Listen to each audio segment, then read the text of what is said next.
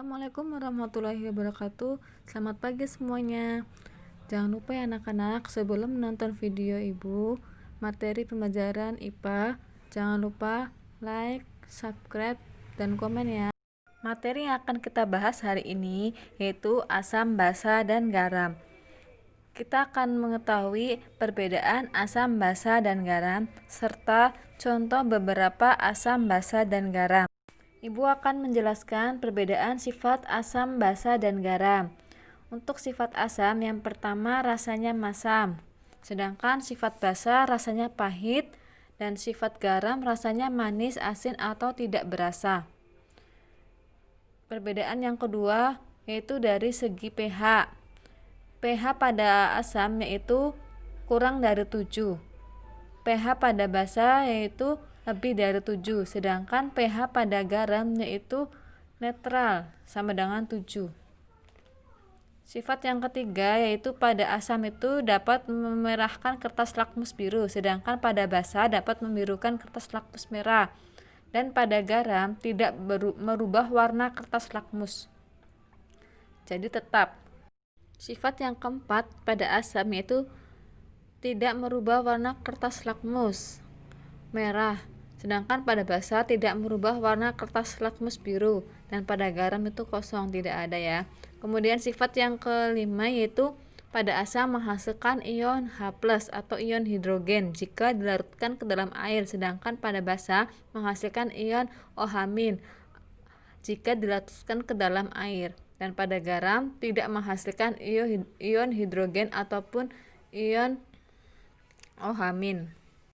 Selanjutnya, selain tentang perbedaan asam, basa, dan garam, ibu juga akan menjelaskan contoh dalam kehidupan sehari-hari tentang asam, basa, maupun garam. Nah, bisa dilihat itu ada gambar sabun. Nah, sabun termasuk ke dalam basa.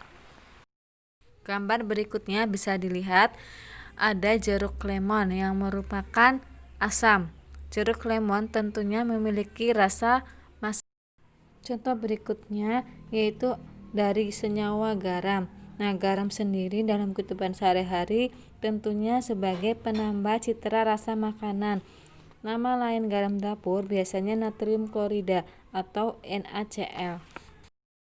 Setelah mengetahui contoh-contoh asam, basa, dan garam, ibu akan membahas tentang teori asam basa.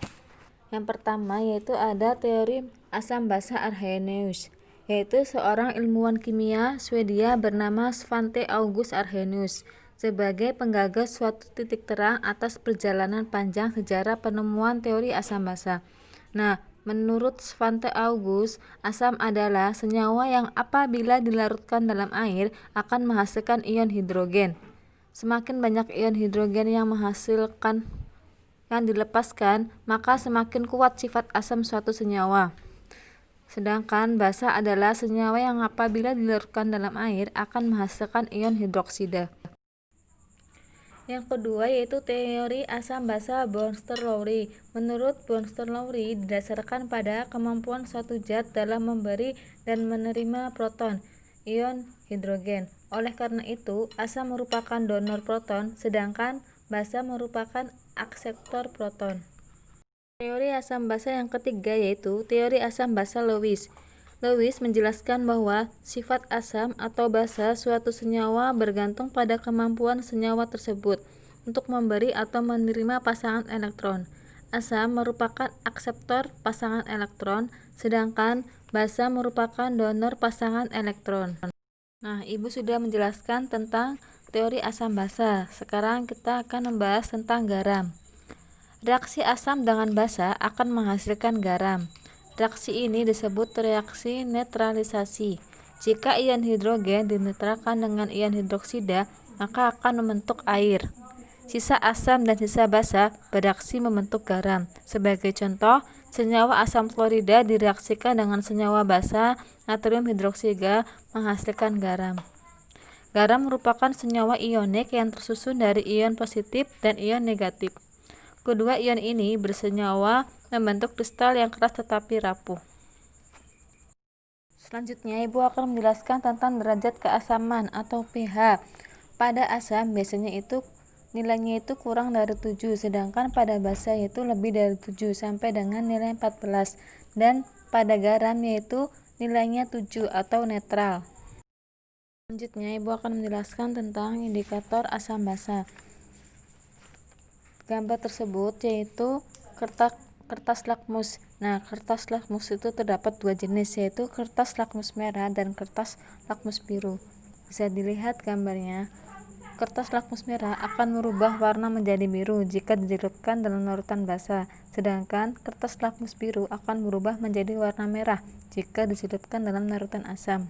Indikator asam basa berikutnya dapat digunakan dengan menggunakan pH meter yang tertera pada gambar di atas. pH meter menunjukkan nilai pH berdasarkan angka yang muncul pada alat. Ibu akan menjelaskan tentang contoh basa dalam kehidupan sehari-hari. Yang pertama ada pembersih lantai, kemudian sabun, soda kue, susu magnesia, obat mak atau antasida, dan lain-lain. Kemudian contoh asam dalam kehidupan sehari-hari. Yang pertama ada asam asetat, yang kedua ada asam formiat, kemudian ada asam klorida, ada juga asam sulfat dan asam sitrat serta asam karbonat. Terima kasih telah menonton video yang Ibu berikan. Jangan lupa like, komen, dan subscribe ya. Kemudian komen diisi dengan nama